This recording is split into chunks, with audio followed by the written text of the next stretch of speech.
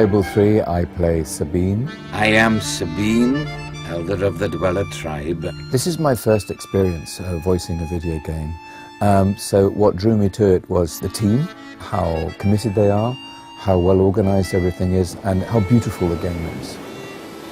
There is, I think, some loose connection between a character I played in a film called The Last Legion and Sabine. They're both in the same part of the UK. They're both from Wales. All right, I'll shout.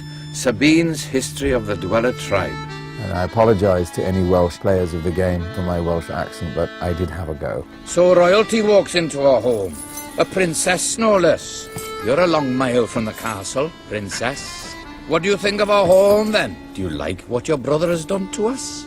In Fable 3, I played Teresa, who is a seer who was blinded in her youth. I think you see that in Fable 1. She is born to see into the future.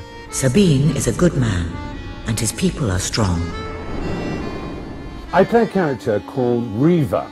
He's a kind of, I don't know how you describe him, a foppish, debauched ruin of a rake of a piratical libertine. I wouldn't call him immoral so much as amoral. He has no morality whatsoever. He doesn't even have a concept of morality. These pitiful men are not a patch on my old bloodstone pirates.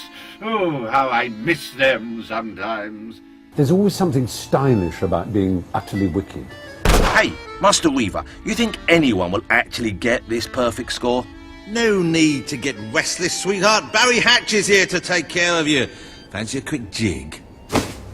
Reaver will prove your most valuable asset. The character I play in Fable 3 is Logan, who is the King of Albion. This is my Albion. Its people will do as I say, or they will die. Its future will be as I decree, or it will end. It's my first time playing a video game character, and it's really interesting because it's another sort of form of storytelling. What are you doing here? The war room is no place for a child. What was really helpful was when I got sort of, sketches and images of the character, and through that I could sort of gather a lot of information, really, sort of an air of sort of pomposity and arrogance and paranoia. Take my sister and her friend to the throne room. We shall settle this matter officially. When Logan started to behave so appallingly, I told myself he wanted to prove his strength by seeing off a few agitators. In Fable 3, I play a character called Elliot, who's the female hero's a kind of love interest, potentially. To force an entire kingdom to live in fear.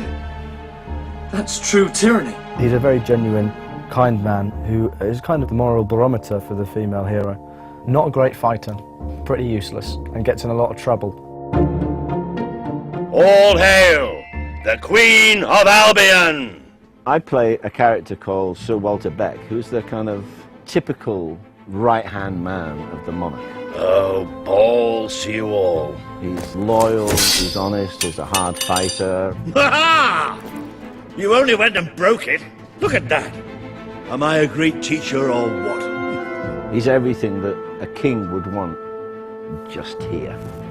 Blocked! Stick that up Logan's pipe and smoke it. In Fable 3, I am playing the part of Ben Finn, who is a sort of rapscallion, soldier-cum-adventurer who, had a difficult life. He grew up on the wrong side of the tracks, didn't really want to. He's always been quite a moral guy. He's always been kind of wanting to do the right thing, but was just dragged back into criminality again and again. But eventually, he joined the Royal Albion Army and sort of became this sort of, the guy he wanted to be. Ow! It's like being hit by a frozen sock! I play Jasper, who is the butler at the Royal Palace, and he was originally butler to the king who's gone all wrong. And now he is the great and faithful and loyal attendant on the young fellow who's going to become the hero, or the young girl who's going to become the heroine. You've a new mask, an exciting mix of daring and dashing. A bit like my first cat, Simon. I think people often wonder whether an actor is using himself in a character, and I think the answer is, to some extent, he has to. One of the things that's missing from a lot of video games is good writing and good voice work. I mean, they require that. It's just because they're video games doesn't mean they don't require the same attention that movies do, or television, or what have you. And I think this one has a wonderful mythology, and it's witty, and it's engrossing, and it demands to have people that, you know, can step up to the plate. This is revolutionary for me.